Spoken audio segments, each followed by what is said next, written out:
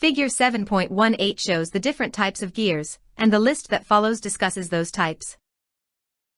Bevel gears transfer rotary motion between two intersecting, nearly perpendicular shafts that have teeth cut on a conical surface. The teeth of the gears mesh together at less than a 90 degrees angle to change the direction, speed, and force of the effort. Spur gears, discs with teeth cut in the outer edge that mesh together with other gear edges.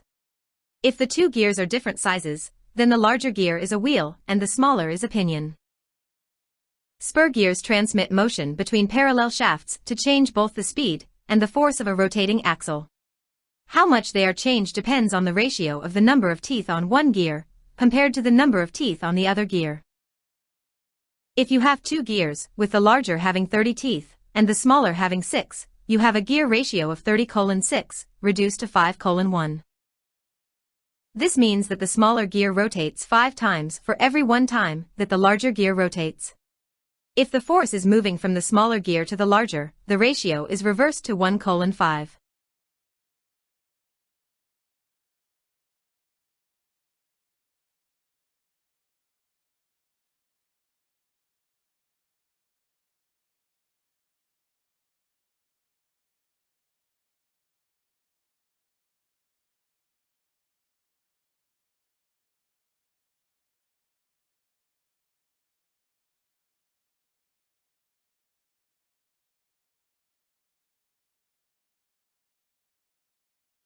Worm gears consist of a single tooth in the form of a screw thread, the worm, that meshes with a helical gear, the worm wheel.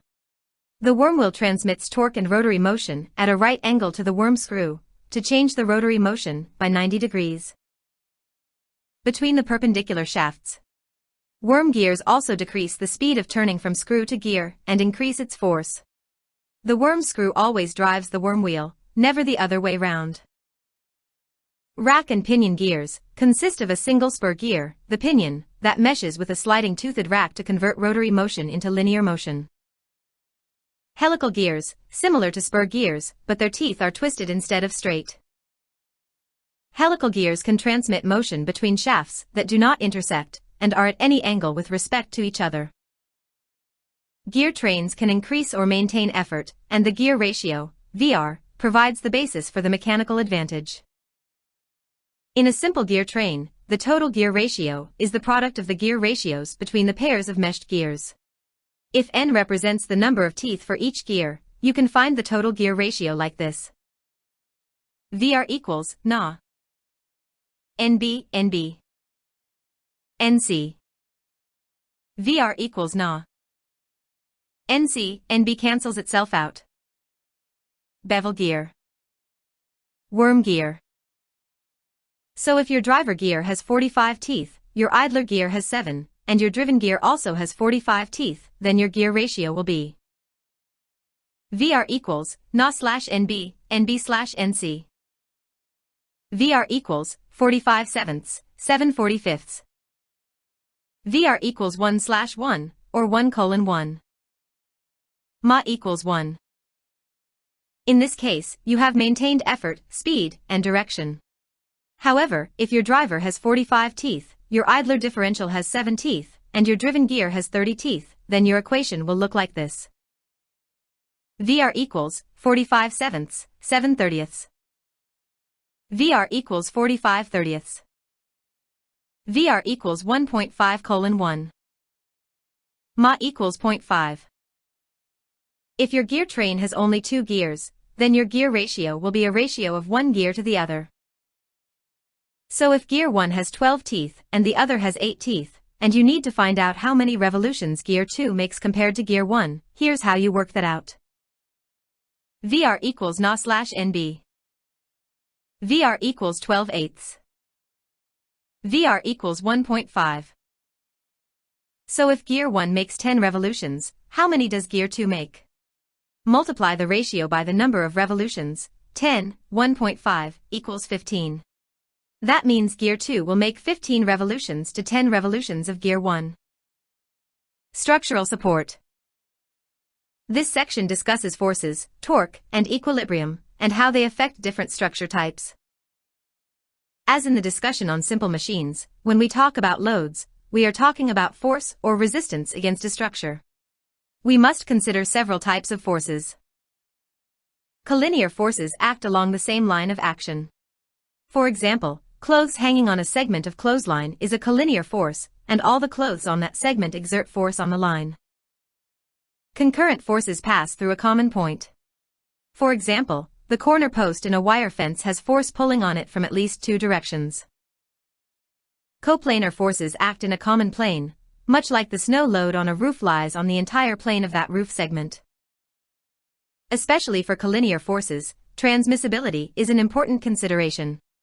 It states that the external effect of a force on a body is the same for any point of application along the line of action. For example, imagine a long rope attached to a tree limb. If you pull anywhere on that rope and exert a force of 50 pounds, the rope would apply the same force to the tree. This is an important principle for non-distributive structures, such as a single beam, where the load is concentrated according to placement. Structure types. The capability of a structure to carry a load depends on both structural design and material properties. You can identify structures by their building blocks, which are characterized by how they respond to external loads. Cables.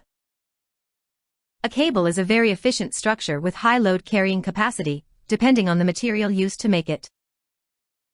Cables support loads through pulling, tensile, forces only. Cables support both horizontal and vertical external forces by axial force, which is applied in the direction of the formation of strands in the material. Beams. A beam bears loads that are applied transversely, across the structure or formation of strands in the material. Because transverse loads bend the beam, it must offer some internal resistance to bending, supplied by the material's properties. Vertical members can be beams as long as the loads are applied transversely, horizontally across the top of the beam, but they are load-bearing columns if the load is applied axially, at an angle to the beam. A simple beam has both ends supported, whereas a beam that has one end anchored into a wall, or is otherwise fixed, and is free on the other is a cantilever beam. Membranes. A membrane is a thin-walled substance that often carries transverse loads. A membrane is similar to a cable in two dimensions. The membrane has internal tension only and offers no internal resistance to bending. Plates. Similar to a beam, a plate supports transverse loads through the action of internal lateral property layers that resist bending and twisting. Trusses. A truss is an assembly of straight members that are connected at the ends, causing only the ends to experience load stress. Because trusses essentially operate in planes, they experience no internal bending, but they do experience axial tension and compression. Bridges.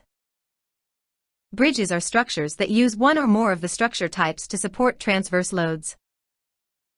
6 basic bridge forms exist, which are the beam, the truss, the arch, the cantilever, the cable stay, and the suspension. Bridge types can be used alone or in combination. Beam bridges. Beam bridges are made of long timber, metal, or concrete beams anchored at each end and in which the load weight is concentrated.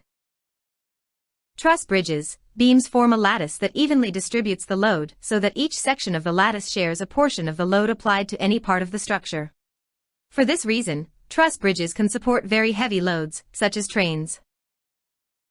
Arch bridges. These have a bowed shape that transmits the vertical force of the load to create a horizontal outward force at the ends. Arch bridges can be constructed of steel, concrete, or masonry.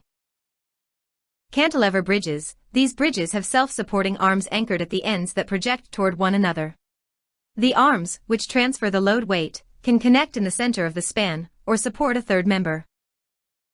Cable-stayed bridges. These bridges use cables that attach directly to one or more supporting towers to support loads. Suspension bridges. Used for very long bridge spans, these bridges suspend the roadway from vertical cables that attach to horizontal main cables. The main cables hang from towers, and the ends are anchored in bedrock or concrete. Don't forget to subscribe.